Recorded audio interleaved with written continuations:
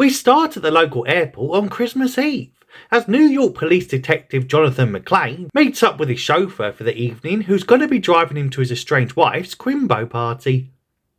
Her name is Holly Gennaro, and she promptly phones up her Spanish babysitter to find out if her hubby has arrived in town yet, because it's almost 6 p.m. and she wants to get on the Prosecco already.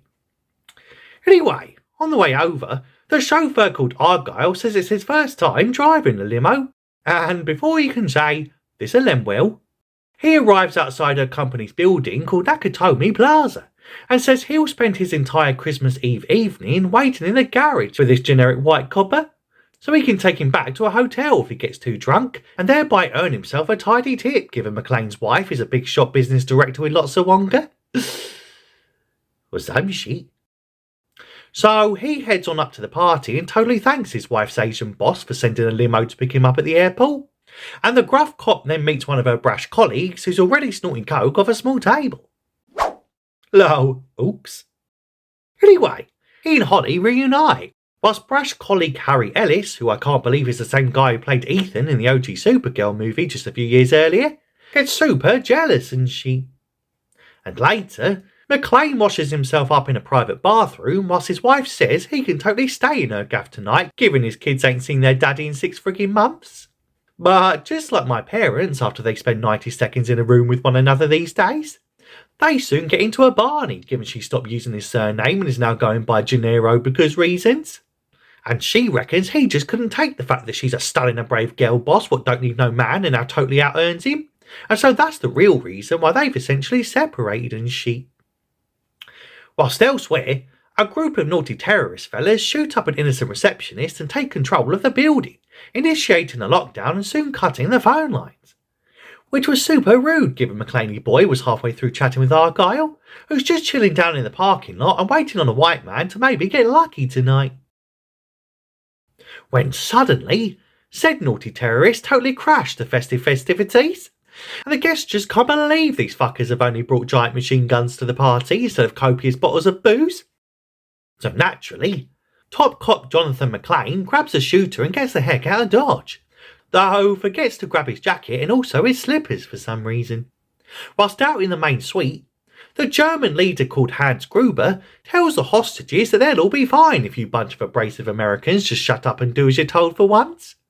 And after interrogating the company's Asian boss, what loves to send free limos to pick up his employee spouses from local airports, said Asian company boss says he don't know the computer's code key what controls the downstairs vault and will also contain $640 million worth in bearer bonds and shit.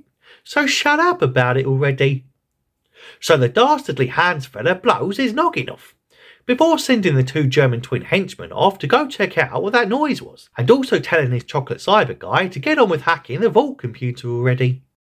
And after realising that that dopey Argyle fella is having too good a time jamming to some banging tunes to hear them gunshots and totally call the coppers and save the day, he does a Jamal Bowman and pulls a nearby fire alarm to distract the proceedings, and thus promptly alerting the local fire services. But shockingly, the cunning baddies are just too cunning for that, and soon steal the dead receptionist's alarm codes to let the officials know that everything's a-okay, bro. A little later, one of the German twins called Tony soon finds McClane's location, and after ignorantly and rather naively underestimating a New York cop by assuming he'd played by the rules and totally not be corrupt in any way, they homoerotically smack each other up, before the blonde Kraut falls down some stairs and ends up getting his neck squashed flatter than Prince Elrond's face. McClane then proves how much of an upstanding law-abiding officer he is by looting a dead man's backpack and then nicking his radio and lighter. Liberties!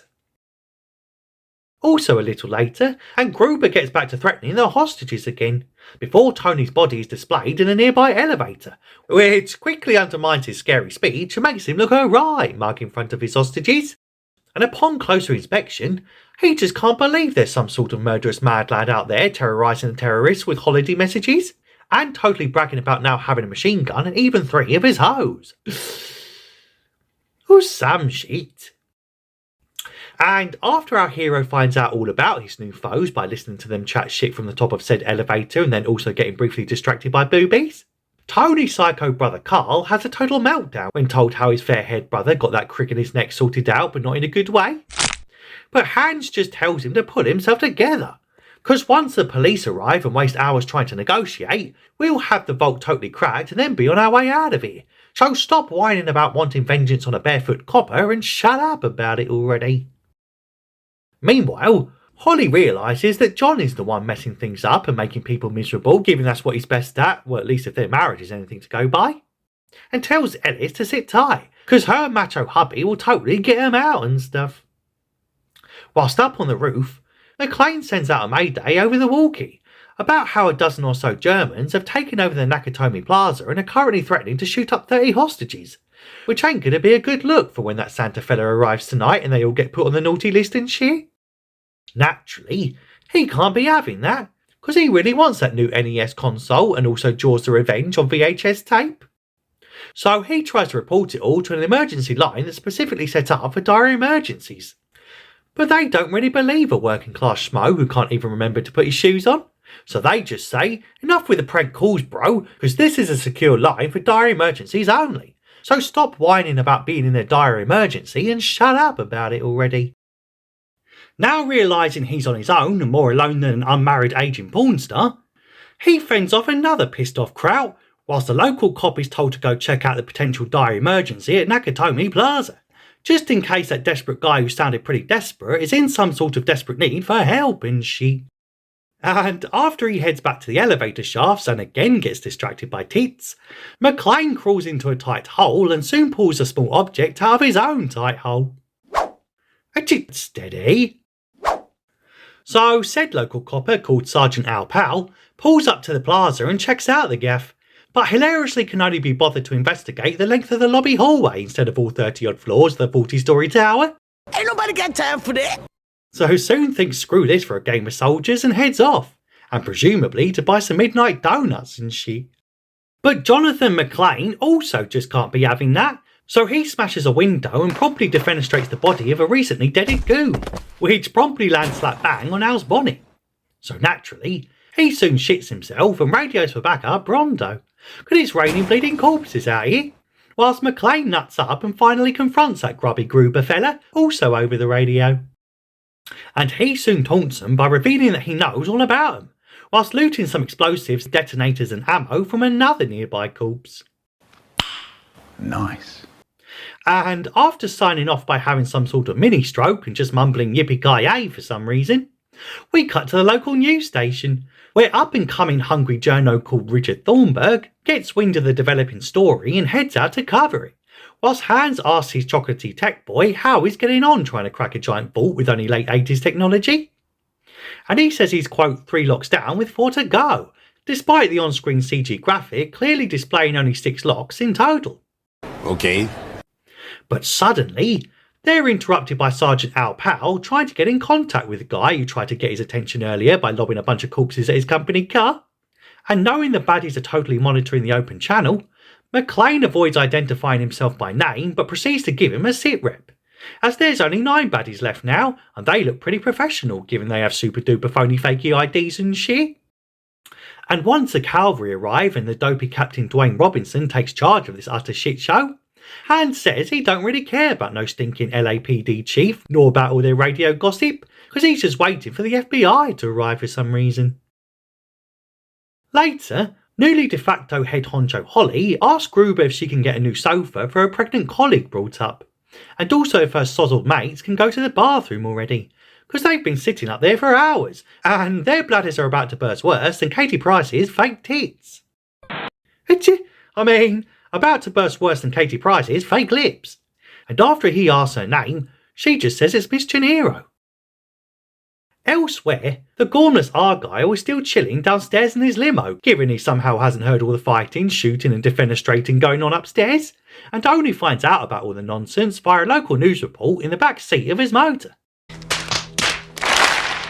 After dismissing Sergeant Al Powell's hunch that their Good Samaritan bloke is a fellow police officer, given the way he spotted the professional fake IDs and also how much of a barefooted badass he is, Captain Dwayne sends some SWAT guys in as well as a giant fuck-off tank, which all promptly get blown to Kingdom Come by an equally giant fuck-off rocket. So McLean soon takes matters into his own hands, given the LAPD just seem to make everything worse. and just lobs a bar of C4 what he robbed earlier and soon blows the whole lower levels also to Kingdom Come. Once the dust clears, arrogant and brash Harry Ellis tries to impress his new hot totty de facto boss by smugly attempting to negotiate on Gruber's behalf, given he's a hotshot closer who's the best in his field, so promptly tries to pretend that he's an old friend of McClane's who can totally bring him in and can also retrieve the stolen roof detonators what he robbed earlier from even more corpses. And after having told the baddie his enemy's real name before then hilariously receiving the wrong form of coke as a reward, Ellis soon gets himself a promotion to close big deals for the big man in the sky, before Gruber distracts the chief by demanding a bunch of random fellow terrorists be released from prisons around the world in under 2 hours for shits and giggles. And once done, they then need to send 2 choppers to the roof, where he'll then take the hostages to the airport with him and then maybe think about letting them go. Later, the FBI finally arrive and we're soon introduced to Johnson & Johnson, who promptly reassure the chief that they bear no relation to one another, nor that corrupt pharmaceutical company what loves putting cancerous ingredients in baby products. Whilst elsewhere, John soon comes across his naughty arch nemesis who he's technically never seen before, but is totally tricked into believing he's just an escaped hostage when he puts on the single worst American accent since David Tennant in literally any Yankee production ever. Who told that journalist? That family's lives are destroyed and then we screw up and make it worse! Who was it? And hilariously, he just offers a ciggy to a notorious murdering terrorist, and then also a gun. And in a shocking twist what no one could ever see coming, the notorious murdering terrorist soon points the very same gun at NYPD detective Jonathan McClane. No way! Yes way. And it looks like it's curtains for this absolute mad lad who's been running about all night doing naughty things with no socks or shoes on. But luckily, he forgot to load it, and soon makes a German supervillain look like a right mug in front of his would-be victim. But unfortunately, his goons turn up just in the nick of time and a huge firefight ensues, where Jolly Boy soon loses the roof detonators in the process. Fuck's sake, you had one job, McClane. After having had to run about barefoot over broken glass and now pulling various shards out of his trotters given he still can't find a pair of Nikes or Crocs to slip on, McClane asks his new buddy Sergeant Al Powell all about his backstory, and turns out he's now a simple desk jockey, given he made a little mistake earlier in his career where he accidentally shot up a child playing with a toy pistol in a dark alley. Boy, that escalated quickly. So after confessing to being a straight up kiddie killer with an itchy trigger finger, the 2 dopey feds play right into the hands of the dastardly terrorists by cutting the city's power supply on Christmas Eve and thus automatically releasing the electromagnetically sealed final lock on the vault. No! The baddies then get on and loot the gaff, before heading upstairs for the incoming choppers which they secretly plan to blow up along with the roof, and thereby fake their deaths whilst they escape via hidden trucks in the basement. But in another shocking twist what no one could ever see coming, turns out the American feds what are sworn to fight corruption are totally corrupt themselves, and are planning to illegally and unconstitutionally shoot the ever-living fuck out of their enemies when they eventually show up on the roof, and even if it means getting a few of the hostages killed in the crossfire. Damn! Meanwhile, a seriously injured McClane is still whining to his new pal all about his failed marriage, and how they might still be together if he had just been behind his wife some more. Which is what my ex said to me during our divorce proceedings. But how was I meant to know she preferred doggy if she never told me? I ain't a mind reader, Susan. Anyway, sleazy slimy journo Dickie Thornburg then turns up at the McClane residence and totally threatens Holly's Spanish maid into letting them interview their young kiddies, or else he'll report her to them ISLOT and get her deported faster than a Christian conservative from Canada. So after McClane gets back in the game and comes across the rigged up roof that's about to explode worse than my bowels on Taco Bell night, he's soon found by that vengeful blonde Nazi fella, and after a quick punch up, Jolly Boy soon fucks up his neck just like his brother by promptly hanging him up on some chains and stuff. Meanwhile, back upstairs, Holly sees her own daughter on the evening news, and before she can say, "I can't believe my own mother left us with a Spanish nanny to go to some stinking corporate work party on goddamn Christmas Eve," Gruber soon deduces that he's had the wife of his arch nemesis under his friggin' nose the whole time. So after Hans takes her hostage and sends everyone else up to the roof, The hot-headed feds also head to the roof, so they can unload on anything that fucking moves, given the older one literally gets a raging lob on for essentially reliving his Vietnam days. And once McClane arrives but can't find his stunning and brave girl boss wife for love nor money, the feds start shooting him up, given they quickly mistake him for an unhinged half-naked terrorist.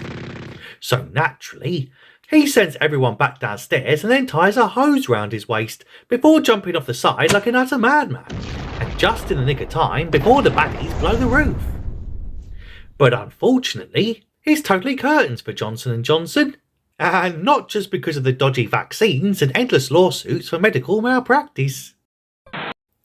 Anyway, once flinging himself back inside and through even more shattered glass, he heads off to find his floozy, whilst that lazy limo driver finally does something useful in this film, mainly by crashing into an escaping tech terrorist and then doing some black-on-black violence. Nice. Now practically out of ammo, McClane almost gives up and just stares at some random industrial supplies, before seemingly finding the balls to finally confront his arch-nemesis, yet immediately cucking out. Now totally defenceless against a psychotic rabid German who says he only blew up the place so he could fake his own death given the absurd amount of wongery stealing, the still shoeless protagonist just bursts into fits of giggles, and seemingly suffering even more mini-strokes when proceeding to yell about zippy kayaks or some shit, before pulling a random gat what he straight up strapped to his back and totally blindsiding the grubby groob. And whilst clinging on to a small woman's wristwatch for literal dear life, he tries to bust one last shot off at the naughty troublemaker what's been a total thorn in his side all night. But luckily, they unclip said watch just in the nick of time, given he's moving in slow motion for some reason, and he promptly falls from a massive burning tower 13 years before it was cool. Once on the ground, he goes to finally meet up with his new radio buddy face to face, who hilariously makes a half-dead man with carved up feet walk all the way over to him for shits and giggles.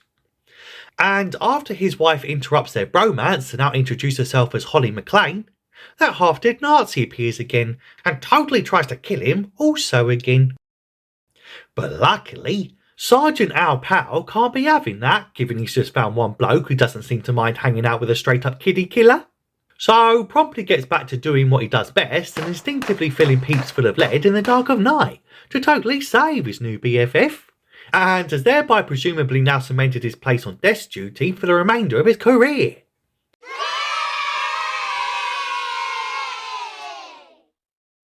And after Holly decks that sleazy reporter for almost getting them killed by bursting into their home, threatening undocumented Spanish nannies and emotionally exploiting their terrified children, Argyle pops them into the back of his smashed up motor and drives them off happily ever after, and just hoping he gets a big tip, given he spent his whole Christmas Eve on his own in the back of an empty limo waiting on a xenophobic white man to smack up a bunch of foreigners. And he's certainly going to need all the financial help he can get, given it was his very first time driving a limo and he's already got it smashed up and involved in criminal dealings on his very first outing. And that's it. That's the movie. Though my favourite part was finding out the answer to the age-old question, what's the easiest job in Hollywood? A solution to which can be found midway through the end credits where it says hairstylist to Bruce Willis. Well, I can't imagine it's a long-term career role, but much like Mr. Willis's attitude to his own scalp looking back on things now, it was probably good while it lasted. But anyway, that's the plot and that's your lot. Considering that bell thing so you don't miss any future recaps. Tell me if you like this flick, and indeed if you think it's a bona fide Quimbo film, in the comments if you have time, and I'll see you in the new year.